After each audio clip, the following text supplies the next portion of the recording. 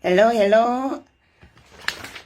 Hello, everybody. If you're joining us, you can just tell us where you're joining us from, and you are allowed to tag others, share the broadcast and tag 98 others. This is the point where we allow you to take 98 others. Today, I'm with Jules. By the way, Jules, I got the gift and I put it on my refrigerator. So my little one, the last one, looked at it and she asked me, "Mommy, what is this about?" So it was written how to live up to 100. Yes. So he says, "What is this about?" Then he read, he looks at me after reading, then he says, "How old is she?" So I thought away from 100. So I thought I could just give that background before I tell you why Jules is qualified to present to us on this topic, despite my little one asking whether she's 100. Jules trained initially as a podiatrist and went on to do a bachelor's degree in psychology and communication. She lives in South Africa and is a private podiatry practice specializing in diabetic and arthritic patients. But subsequent to that, she studied exercise science, health and nutrition in UK. Exercise science she studied in South Africa, and functional medicine in United States of America. As I explained earlier, functional medicine, it looks at the interplay between our genes, nutrition, lifestyle, exercise, stress, and how these relate to health and chronic and non-communicable diseases, conditions such as heart diseases, diabetes, cancer, osteoporosis. Thank you for coming through.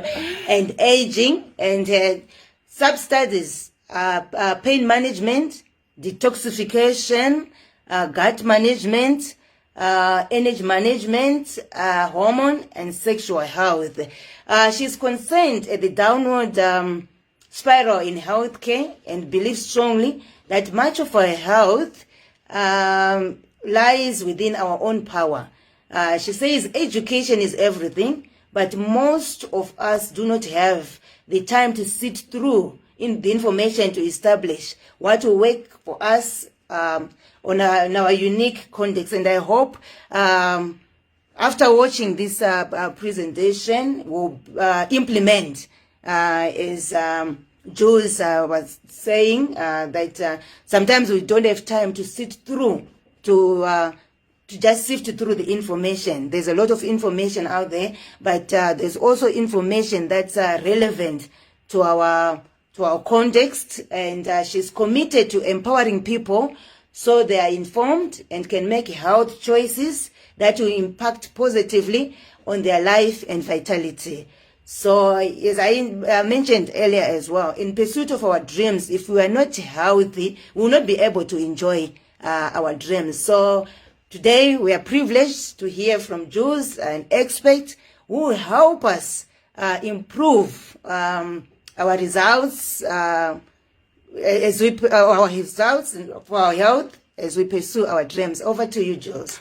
Tafaza, thank you so much, and thank you so much. I'm going to just pop that up there so that there we go, and you can see me. Thank you so much for inviting me. I'm so excited to talk to you all, because when I met Tafaza and she told me where her drive was and where her focus was, just to help people get a little bit closer to their dreams. And I thought, well, maybe she and I can collaborate and we can just help everybody negotiate a way towards that. Because when we're looking at getting our dreams, what do we need? First of all, we need motivation, because we may have wonderful dreams, but if we're not motivated, we're not even going to get close to getting them. So we need to be able to be motivated.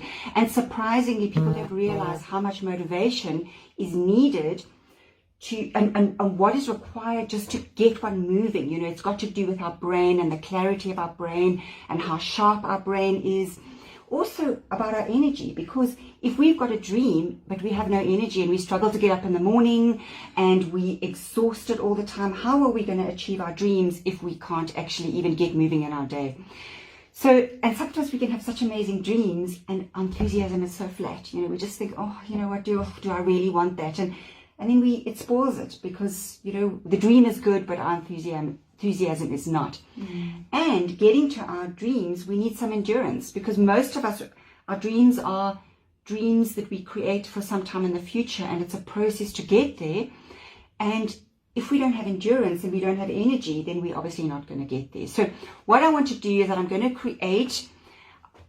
talk to you about really 10 impactful changes that you can incorporate in your life that is going to give you motivation and endurance and energy and just help you get to your dreams a little bit more. Because if you've got brain fog, you're not going to get there. If you're not motivated, you're not going to get there. If you're depressed, we're not motivated. And of course, if you've got anxiety, you're so focused on your anxiety that it's really difficult for you to get to your dreams.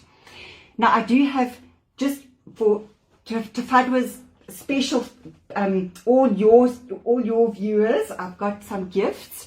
But if you can just stay towards the end, then I'll go through specifically what gifts I'm offering to Fadzwa's, all your people. And I've got 3 gifts that I'm going to give you, but you need to sit and you have to listen to me for the whole thing before I give you the gifts. So what I've done is I've broken it up into 5 do's and 5 don'ts. So we're going to get the worst thing over with first. We're going to do the 5 don'ts.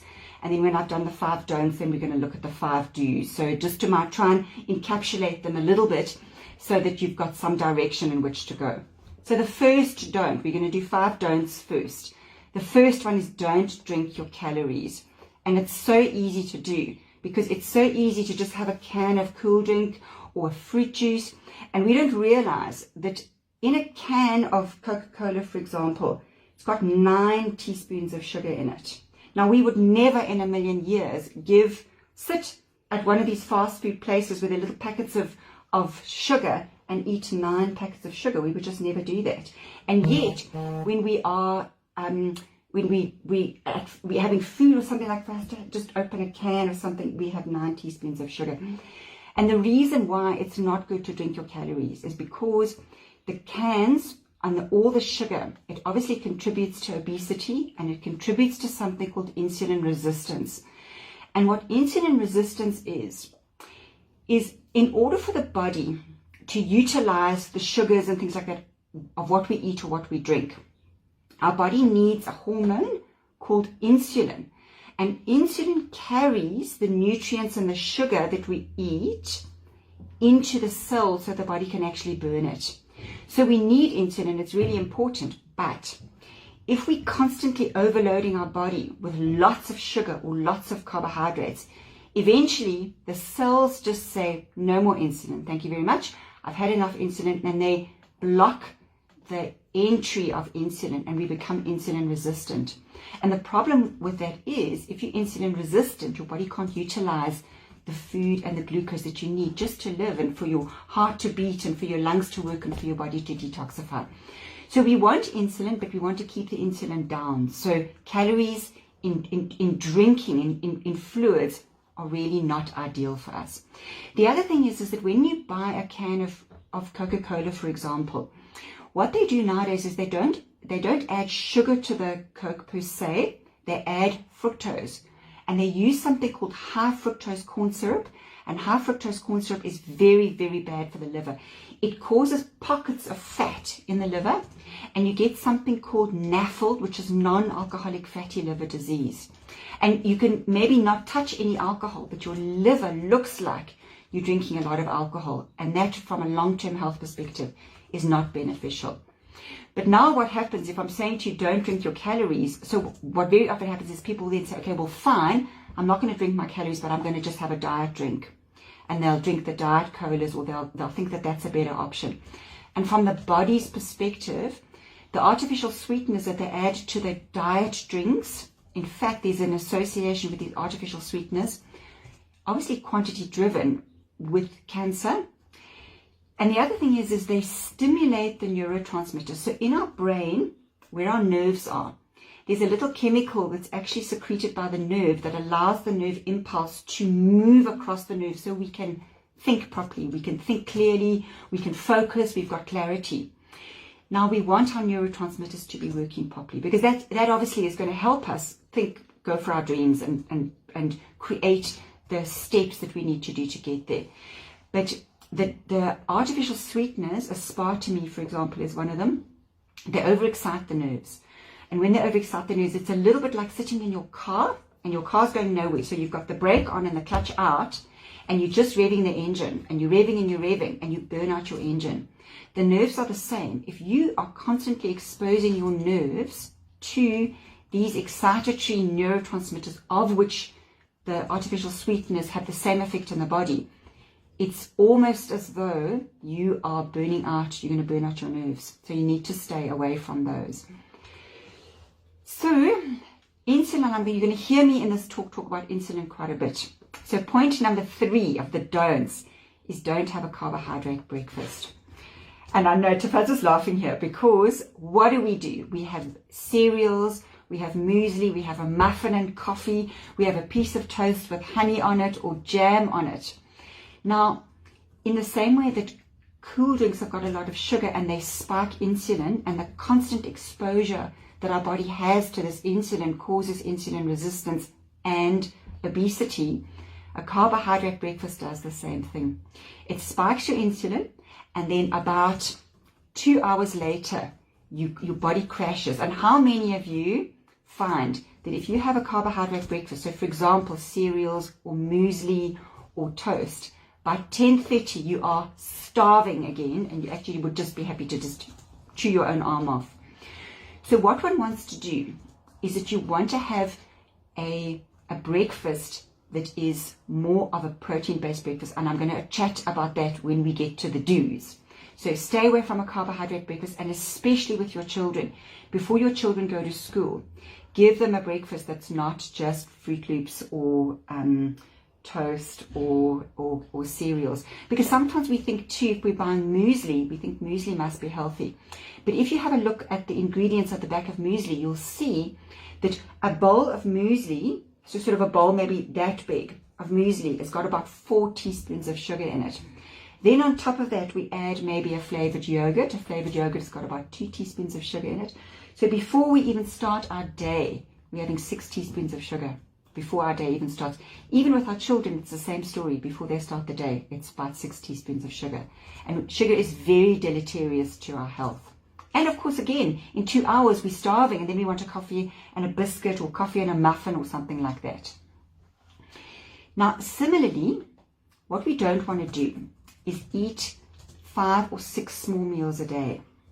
Now, I know, especially people who've been struggling with their weight, very often they might go to a dietitian, and the dietitian says to them, okay, we need to stabilize your insulin, so your insulin is not all over the place. So what I want you to do is I want you to eat 5 small meals a day. Unless you're very stressed, in which case your body does need smaller pockets of food, eating 5 meals a day, all it does is it spikes your insulin, and it keeps your insulin levels up. Now, if, as I've said to you, what happens if the body's constantly exposed to insulin, and one thing about insulin is a hormone, it's a messenger. It tells the body, store energy. So, if you are constantly exposed to a hormone or a messenger in the body that says to the body, store energy, as insulin does, let's say, for example, you think, okay, well, you know what, I want now, I'm carrying a bit of extra weight, especially if you sort of over the 35 mark and we start to gather a bit of weight in our middle, we get middle fat, and we think, okay, now, you know what, I need to start losing weight. And then you eat 5 small meals a day, your body is constantly exposed to insulin, and the message insulin tells the body is store energy. You will never lose weight that way. And if you go to a gym, sometimes what happens is that you go to the gym and you think, okay, right, I'm going to get on this treadmill, and I'm now going to work on the treadmill, and you've got your energy drink, and every now and again you take a sip of your energy drink, and that energy drink gives your body a flood of sugar, and your body's insulin spikes. And what happens? You're at the gym, you're working hard on the treadmill, and your body is getting the message, store energy, don't lose energy. So that's why you need to keep your insulin levels down as low as you possibly can. So in the old days, we used to always eat 3 meals a day. and in between those meals, there was no snacking. So my point number 5 is don't snack. If you're going to eat your meals on their own. So breakfast, lunch, and dinner. You have between 4 and 5 hours between breakfast, between lunch, and between dinner where you do not snack. That includes coffee with milk or tea with milk, because milk has got milk sugars in it. It's called galactose, and it's like the body's having a little snack. So if you want to cool the body's response to insulin, where the body has a chance to produce another hormone, which is called glucagon. So the pancreas secretes insulin and glucagon. These are the 2 hormones that the pancreas secretes. So when we eat, the body secretes insulin, and this is good. The body needs to do this. But when we stop eating, the body secretes another hormone called glucagon, and glucagon is the fat-burning hormone. It's a lovely hormone. If I could get it in an injection, I would give it to us all in an injection, because it stimulates the body's response to releasing fat. So the body still gets an energy source, because it needs the energy to keep your heart beating and your brain working and focused and all of that. But it helps the body to release it from fat. But the body doesn't produce insulin and glucagon at the same time. So if you are eating or sipping energy drinks and your body's producing insulin, your body cannot lose fat. It cannot burn fat. It needs glucagon for that. So if you snack, you are back to creating a situation in your body where every time your body eats, your body thinks, oh, food coming in must release insulin, and it releases insulin. So you want hours between your meals so that your body can think, okay, no food coming in. I need to create energy from an internal source. It produces the insulin glucagon, and glucagon then starts pulling fat, and it'll start helping your body use that fat. And even in terms of snacks, sometimes people will think, you know what, I have my breakfast and then I'll have a healthy snack. So I'm going to have a bit of an apple, or I'm going to have a piece of cheese or something. Even a healthy snack, so it might not be a sugar-filled snack, even a healthy snack is going to cause a release of insulin in the body, and it's going to block any kind of weight loss. And the sugar, that little sugar spike that you get, when you've got that little bit of a sugar spike, sugar is actually very pro-inflammatory. And if the brain is inflamed, you can't think and you can't focus, and you have brain fog and poor concentration. So the constant grazing that we get it causes poor concentration, it causes brain fog, it causes insulin resistant, and it promotes obesity. So now, let's have a look. We've done the 5 don'ts. So let's have a look now at the 5 do's. So remember I said to you, don't have a high carbohydrate breakfast. So I'm not saying don't have breakfast unless you're intermittent fasting. But intermittent fasting is maybe time for another chat. It's the most wonderful and healthy way of promoting not only weight loss, but also mental clarity in the body. But maybe Tafadza and I will decide, we'll maybe do a chat on that. If you, as we go along, you think, oh yeah, I want more detail on something that we've mentioned now, then let us know, and then we'll create a chat on that. Hey, Tafadza, we can do that. Yes. Yeah. So the first one, if we're not going to have a high carbohydrate breakfast, you want a high protein breakfast, and especially for our children, because when we sleep at night, normally during the day, we get little bits of damage to our body, and our body needs to repair. So our body uses the nighttime when we're sleeping to repair the little bits of damage that happen during the day. And this is really important, and it's why sleep is so important. So it uses protein. So we've got protein in our muscles. We store protein in our muscles. So the body, when it needs to repair, it'll pull the amino acids, so the protein from our muscles, and it uses that to help repair us. But now in the morning, your body needs to replace that protein that your body has used for wear and repair.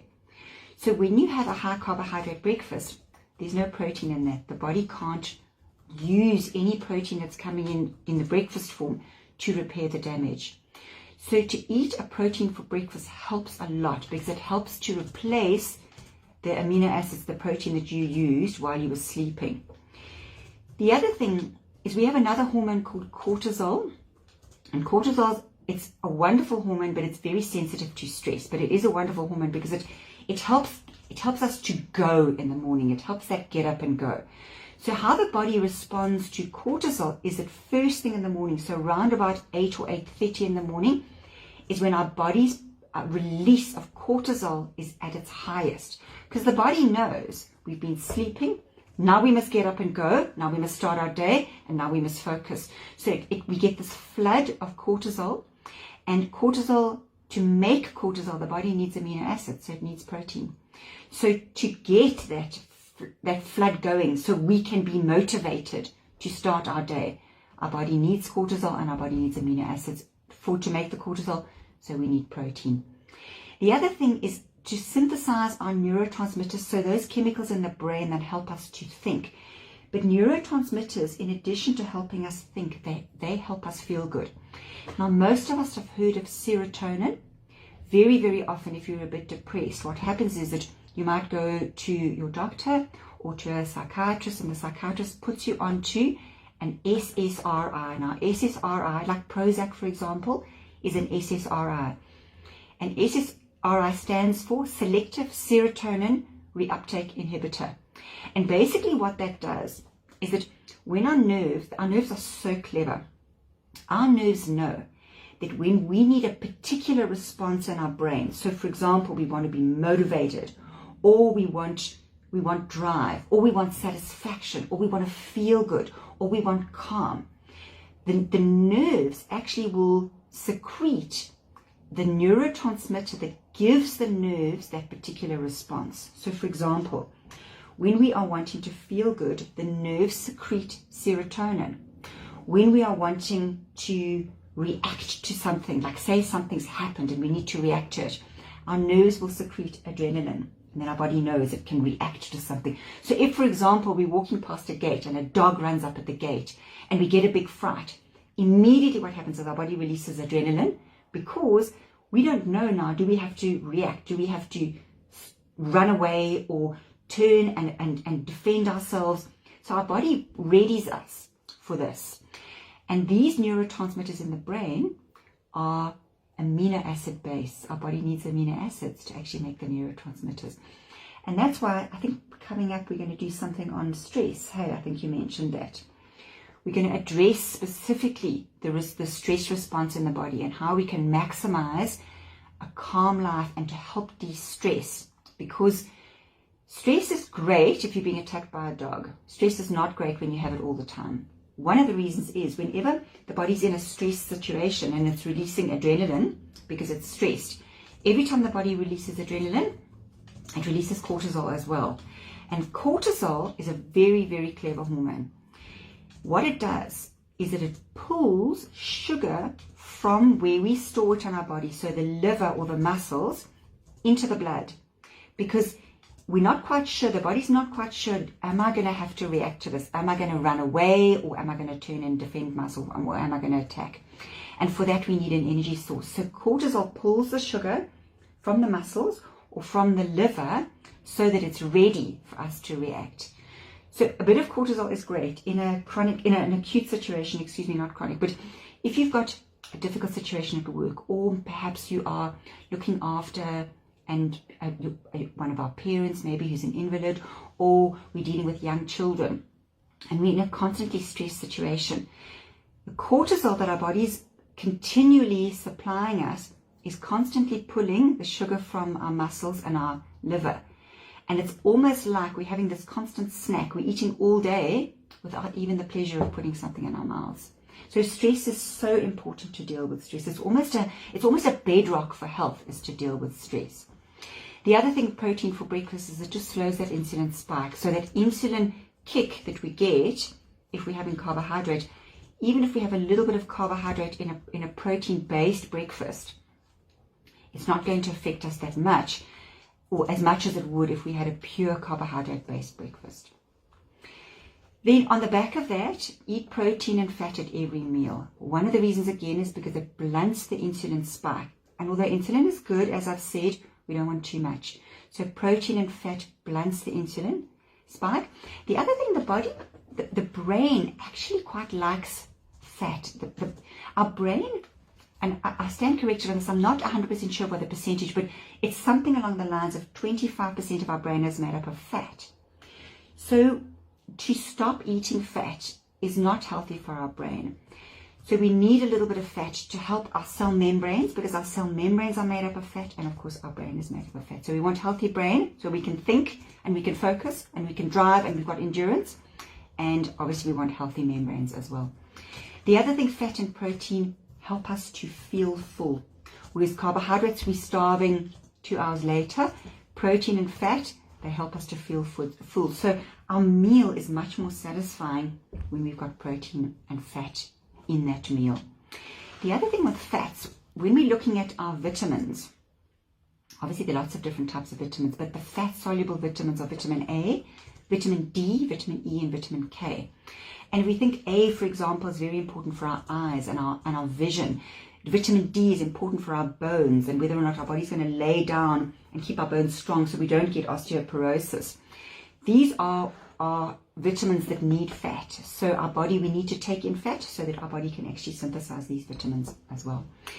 And just on that point, vegetarians and vegans, very often vegetarians and vegans become vegetarians and vegans because for two reasons. Sometimes it's for moral reasons because they don't want to eat animals, and of course one must respect that.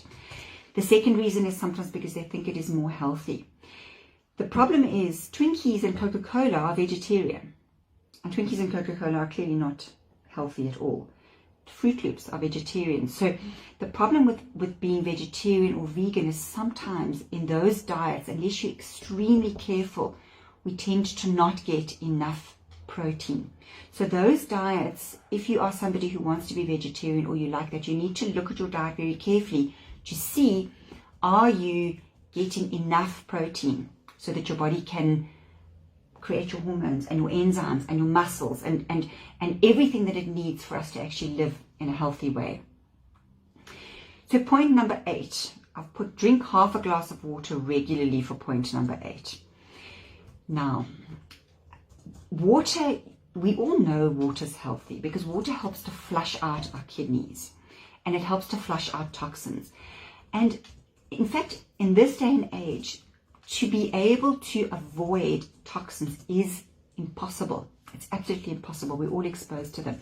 You know, we go to even high quality shops like Woolworths and we buy food from Woolies, we buy vegetables, they're all loaded with pesticides. Unless you're buying organic, they're all loaded with pesticides.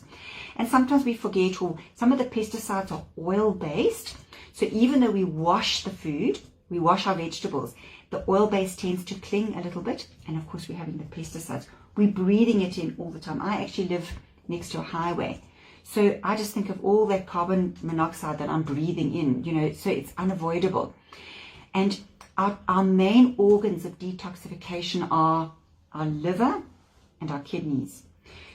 So our liver works very, very hard and our kidneys take up a lot of the load just to help detoxify us. So we want to drink water just to flush out our kidneys.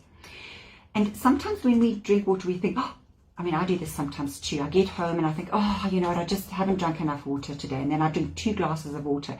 And it's almost like it goes from here, from my mouth, straight through. I can just imagine it doesn't go to any cells at all because I'm almost overflowing.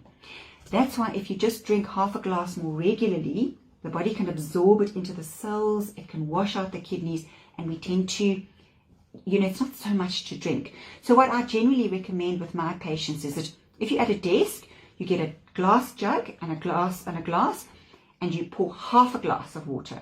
And whenever you look at that glass, you drink some of it. And when it's down, you fill it up to half a glass again. So it's not too onerous. You don't feel like you're washing away on a sea of water, but you just get that regular flush of water. And the other thing on that point that I just want to mention too, BPS is a lining in plastic.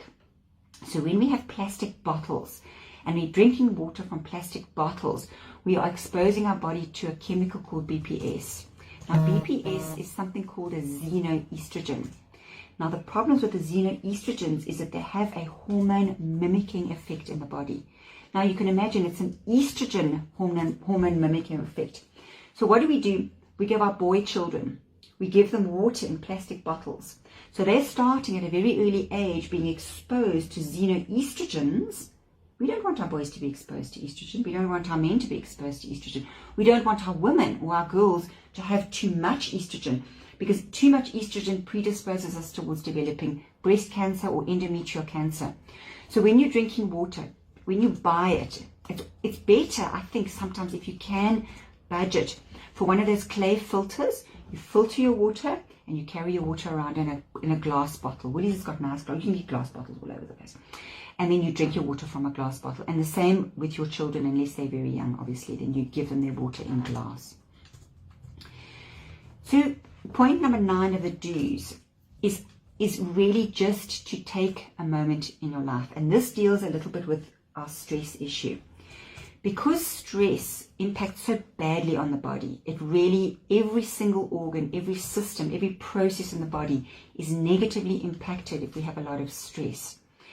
It really helps us if we can just, before a meal or several times during the day, just stop what we're doing, take a breath, just calm down, help to disperse the amount of adrenaline and cortisol there is in the body. So before meals, for example, it might be a moment to say a prayer, or just breathe a bit, or maybe after dinner, before you go to sleep, you just take time to be with yourself and be calm, help to deplete the stress in our body, because long term that is really going to be one of the biggies for long-term longevity. And the other thing, I don't know whether any of you who struggle with stress have noticed, when you're badly stressed, what happens? We can't think. All of a sudden, sometimes it's a matter of, what is my name? It's so bad that we forget things.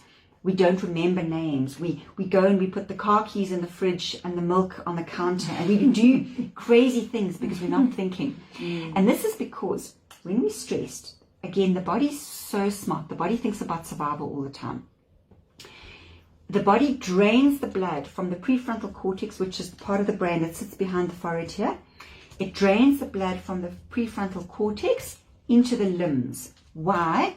Because the body's not sure when we're stressed, do we have to run away or do we have to defend ourselves? And if we're going to run away, we don't need to think. The body knows it doesn't need blood in the brain. We don't need to think, we just need to run. If we're being attacked by a dog, we do not need to think. We don't need to explain to the dog, please don't attack me, it's not going to listen anyway. We just need to react to it. So that's why when you're badly stressed, we don't think, and we have anxiety, and we're not focused, and we've got poor concentration, and we've got brain fog. So if you are struggling and you're thinking, when we talk about our dreams and achieving our dreams, we need to look at balancing stress to help us achieve our dreams. And the last point is to eat real food. So when you've created your food and you look at your plate, it must look like real food. A Weet-Bix does not look like real food. There's no tree that's got little Weet-Bix on it. So often we buy processed foods. Honestly, Tafatsba, you would die if you knew the additives and the preservatives that they put in our food, in the processed food. And in fact, I think, are you going to put my website where people can have a look at the website? Okay, great. Because I've got an article called Shocking Food Facts on my website. Go and look at it. And your eyes will nearly pop out of your head when you look at that. And this is what we eat. And we eat this because we don't know, that this what they do with our food when they create it is not healthy at all. So eat it as close to its natural source as you possibly can. So it is real food. And in that way. So what I generally recommend. Oops, sorry about that.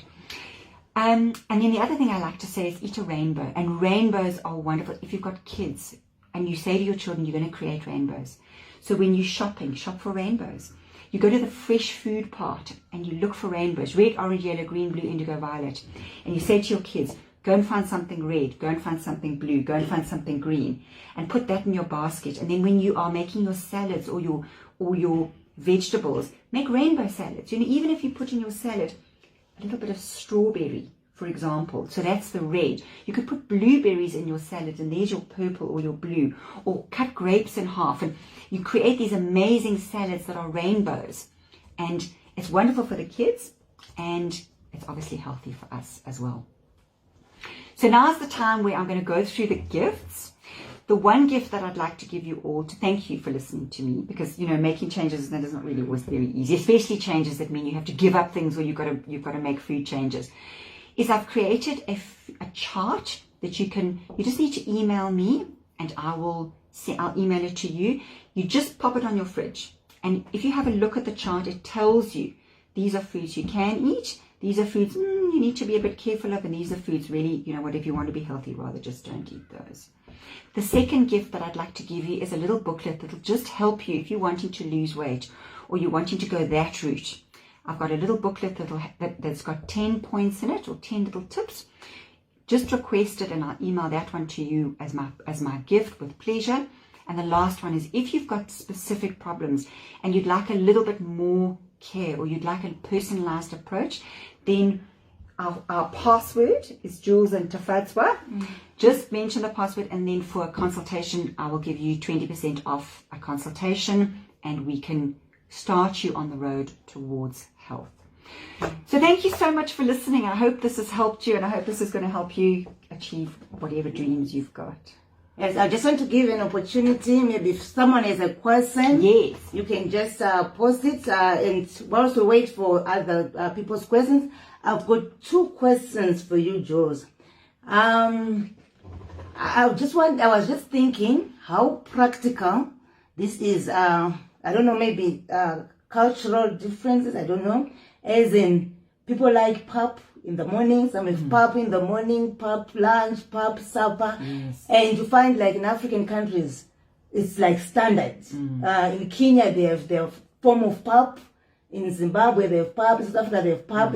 So, how practical is it to apply maybe even the rainbow meal? Because we're so used to the standard meal. Yes, Yeah, absolutely. That is the thing, is we brought up with certain patterns, and sometimes those patterns can be really healthy and sometimes those patterns are not. And usually the young can cope beautifully with it because they're very active, they're running, but for most of us now what happens is that we're not active.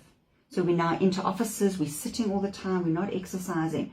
So the pup creates an insulin response. And unfortunately, as much as I would love to say, what it doesn't, it just does. It's like eating bread. The body doesn't know the difference between, say, eating a whole lot of bread and eating pup, for example, or pasta, or any of those starchy type foods. So it depends on what your health status is. So somebody who's very active, who can burn it off, they will probably cope fine with it. But as we get older and our body doesn't cope as well with it, it boils down to, how do I feel in my body? If you look and you think, I'm not feeling great, I need to make some changes, then it's just a decision. It's a decision to say, all right, I need to start substituting pap or bread or pasta for eating rainbows, because it will help me feel better and I'm going to live longer, and I'm not going to need hospital treatment or medical treatment because I'm developing diabetes or insulin resistance. So sadly, it's just a choice. Then the other question, we're talking of brain development, and you were saying fat is good for the brain. Is it really necessary to take omega-3 yes, fats? That's a brilliant question.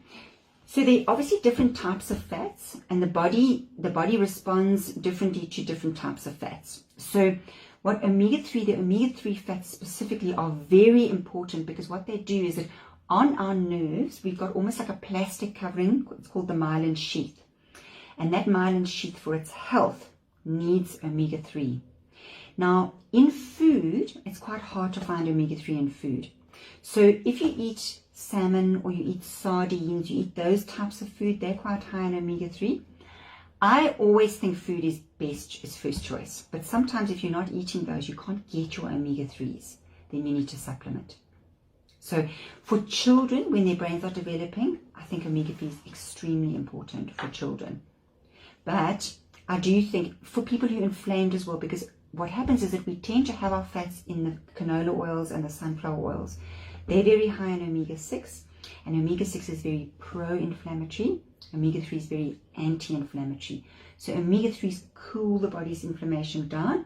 Omega-6 increases the body's inflammation. And the ratio should be 1:1 or 2:1, omega-6 to omega-3. But if you're frying your foods a lot in sunflower oil or canola oil, your ratio of omega-6 is too high and it makes the body very inflamed. And the grounding, the base of every non-communicable disease is inflammation. Cancer, inflammation. Heart disease, based in inflammation. Osteoporosis, based in inflammation. Stroke, based in inflammation. So you need to keep the inflammatory process down to avoid these non-communicable diseases. Thank you very much, Jules. Oh, I learned a lot, and I'll start today. You've got that chart now, if that's what you Yes, I have. Yesterday, my boy saw me with a banana and says, "Mommy, why are you eating a banana?" It's on the list. Bananas are fine. I know. You look on the list, you'll see it. So I'm working on it. So thank you very much for joining us. I want to acknowledge Martin. Thank you for joining us. Maybe there are some who didn't mention their names, but thank you very much for joining us. We really appreciate your support, and I hope as we in pursuit of our dreams, and if we implement what we're learning, we will definitely live to enjoy our dreams.